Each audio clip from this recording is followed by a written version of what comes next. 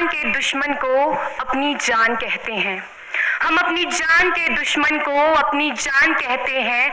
मोहब्बत की इसी मिट्टी को हिंदुस्तान कहते हैं, हिंदुस्तान कहते हैं। जो दुनिया में सुनाई दे उसे कहते हैं खामोशी, जो आंखों में दिखाई दे उसे तूफान कहते हैं। जो ये दीवार का सुराख है साहब, जो ये दीवार का सुराख है, चाइना, अमेरिका, पाकिस्तान साजिशों का हिस्सा है, मगर हम इसे अपने घर का रोशनदान कहते हैं, अपने घर का रोशनदान कहते हैं। परम सम्माननीय निर्णायक मंडल के सदस्यों, सभा में उपस्थित सभी गणमान्य व्यक्ति, मैं नेहा वर्मा देश प्रेम और राष्ट्र निर्माण के उपलक्ष्य पर अपने कुछ विचार आप सभी के साथ साझा करना चाहूंगी। आजादी, आजादी का असली मतलब वही समझ सकता है जिसने कभी गुलामी की हो। हम सौभाग्यशाली हैं कि हमने स्वतंत्र भारत में जन्म लिया। यूं तो आजादी की लौ 1857 में ही जल चुकी थी, जो वर्षाल बनकर 1947 में हमारे देश को आजाद कराई। प्राचीन, मध्यकालीन और वर्तमान भारत के उदाहरणों से स्पष्ट करना चाहूंगी कि जब हम फिरंगियों के फेरे में फंस गए थे तो रंगदे बसंती शोला की एक आवाज पर टोलों के टोले उमड़ आते थे और उनके वंदे मातरम के नारों से खून में आने वाला 5-5 डिग्री का तूफान अंग्रेजी शासकों की जड़ों में तूफान ला देता था। लोग मर जाते थे, मिट जाते थे, फांसी चढ़ जाते थे, तो वो भी अपनी देशभक्ति साबित कर रहे होते थे, क्योंकि ये उस दौर की देशभक्ति की कसौटी थी।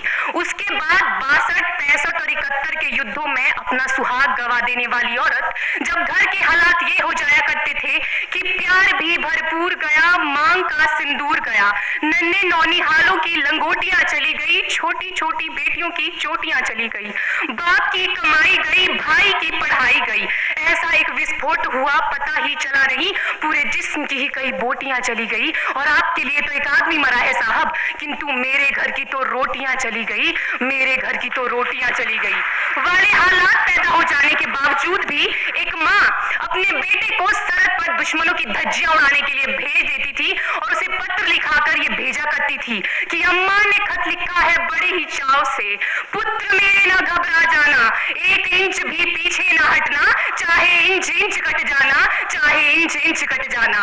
इस तरह पूरा परिवार अपनी देशभक्ति साबित कर रहा होता था। तब देश बलिदान मांगता था, तब देश लड़ जाने को कहता था, तब देश मर जाने को, मिट जाने को, फांसी चढ़ जाने को कहता था, किंतु आज देश लड़ जाने को नहीं कहता, आज देश मर जाने को, मिट जाने को, फांसी चढ़ जाने को नहीं कहता, बल्कि मेरे विचारों में यदि कोई व्यक्ति अपना काम पूरी ईमानदारी, पूरी मेहनत और पूरी लगन से करे ना, तो वही सबसे बड़ा देशभक्त है।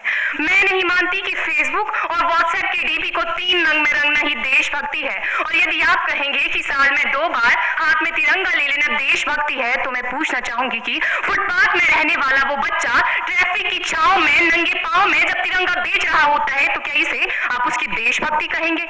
ये उसकी देशभक्ति नहीं, उसके पेट के भूख की शक्ति है जो उसे ऐसा करने पर मजबूर करती है। क्योंकि ना मस्जिद को जानते हैं, न शिवालों को जानते हैं, ना मस्जिद को जानते हैं, न शिवालों को जानते हैं। जो पेट के भूखे होते हैं ना, वो सिर्फ भोजन के निवालों को जानते हैं, वो सिर्फ भोजन के निवालों को जानते हैं। अपने परिवार, अपने समाज, अपने देश के लिए समर्पण का भाव है देशभक्ति। और हर देशद्रोही के जीवन में आने वाला तूफान है हमारी सच्ची देशभक्ति, ताकि हर देशद्रोही ये समझ सके कि अगर तू परिंदा है तो ये आसमान तेरा है, अगर तू दरिंदा है तो ये शमशान तेरा है, भाईचारे से रहना है तो रह इस जमीन पर, वरना ये कब्र भी तेरी है और यही कब्रिस्तान तेरा है और यही कब्रिस्तान तेरा है। लेकिन एक देशद्रोही से ज्यादा देशभक्ति तब आहत होती है जब एक बेटा अपने बूढ़े माँ बाप को वृद्धाश्रम की चौखट पर छोड़ आता है। करा उठती है वो देशभक्ति जब मुसीबत में फंसे लोगों की जान बचाने से ज्यादा हम सेल्फी लेकर अपने लाइक बढ़ाने में लगे रहते हैं।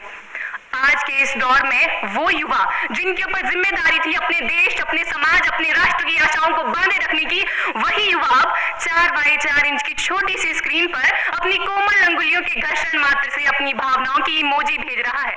4 बोतल वोडका काम मेरा रोज का ने भारत का भविष्य तबाह कर रखा है।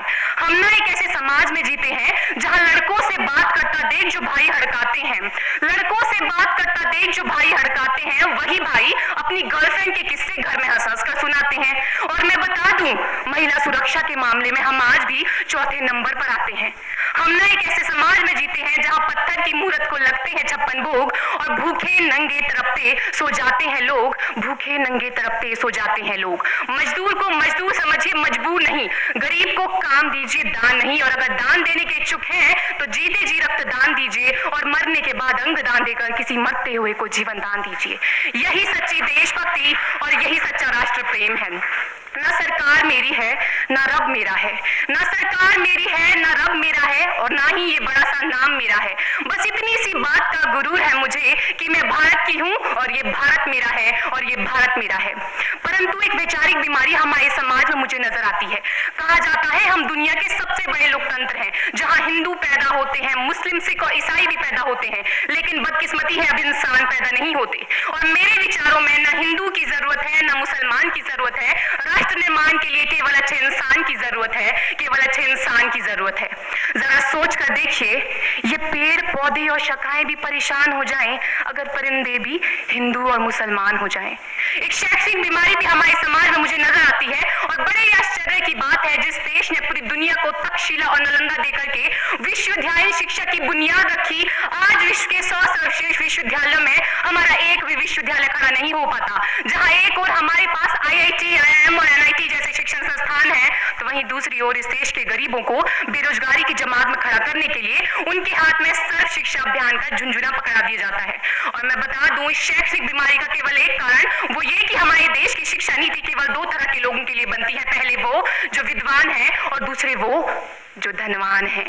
इसी तरह की कई गजब की बीमारियां हैं और इन बीमारियों की जो जड़ है ना, वो हमारा अंधविश्वास। और मेरे विचारों में जब तक इस देश का युवा अपनी सफलता के लिए मंदिरों में जा जाकर नारियल फोड़ फोड़ कर भगवान को रिश्वत लगाता रहेगा, हमारे समाज का शिक्षित वर्ग ही बिल्ली के रास्ता काटने पर खड़े हो जाना, अपने धर्म अपनी जाति को ऊंचा मानकर दूसरों के धर्म की अवहेलना करता रहेगा, तब तक ना तो इस देश से अंधविश्वास खत्म होगा और ना ही हमारा राष्ट्र निर्माण संभव होगा।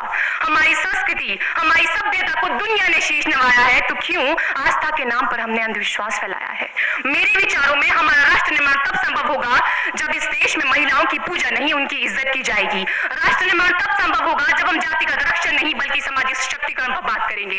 राष्ट्र निर्माण तब संभव होगा जब स्वच्छता अभियान में केवल सरकार नहीं बल्कि सड़क पर चलने वाला हर एक नागरिक हाथ बंटाएगा, स्वच्छ भारत स्वस्थ भारत को दिल से अपनाएगा। असल मायने में हमारा राष्ट्र निर्माण तब संभव होगा जब एक गरीब बच्चा मध्याह्न भोजन के नहीं बल्कि ज्ञानार्जन के लिए सरकारी स्कूल की चौखट पर कदम रखेगा। और हमारा राष्ट्र निर्माण तब तक संभव नहीं होगा जब तक एक नागरिक नैतिक रूप से सतीन, चारित्रिक रूप से भ्रष्ट, मानसिक रूप से दिवालिया, धार्मिक रूप से अंधा, राजनीतिक रूप से गंदा, स्वैच्छिक मान मूल्यों के आंकड़ों में जिन्न शिन्न पैपंदमयी अखंड भारत को खंड खंड करता रहेगा, तब तक हमारा राष्ट्र निर्माण संभव नहीं होगा। बड़ी बड़ी बातें नहीं, छोटी छोटी कोशिशें करनी होगी, क्योंकि ठोकर हमें पहाड़ से नहीं पत्थरों से लगा करती है। I being an Indian, I being a student, I being a symbol daughter of this motherland feel proud to be an Indian। और मैं सैल्यूट करना चाहूंगी सड़क पर दिन रात हमारी रक्षा के लिए खड़े हर उस जवान को, इस देश की पुलिस, प्रशासन और किसान को, और इस देश के हर उस व्यक्ति को जो अपना काम पूरी ईमानदारी, पूरी मेहनत और पूरी लगन से करते हैं, जिनके बिना राष्ट्र निर्माण की कल्पना करना भी असंभव सा लगता है। और आज इस मंच पर पूरी जिम्मेदारी के साथ मैं भारत की बेटी ये कहती हूँ कि हमारा राष्ट्र निर्माण तब संभव होगा जब हम सभी, मैं, आप, हम सब मिलकर प्रयास करेंगे, क्योंकि हमारे देश की जिम्मेदारी नहीं है हमें आगे ले जाने की, हमारी जिम्मेदारी है अपने देश को आगे ले जाने की, अपने राष्ट्र को आगे ले जाने की, अपने वतन को आगे ले जाने की। तो अंत में मैं बस यही कहना चाहूंगी, मेरा हिंदुस्तान महान था, महान है, महान रहेगा। मेरा हिंदुस्तान महान था, महान है, महान रहेगा। होगा हौसला सबके दिलों में बुलंद तो एक दिन पाकिस्तान भी जय हिंद कहेगा। पाकिस्तान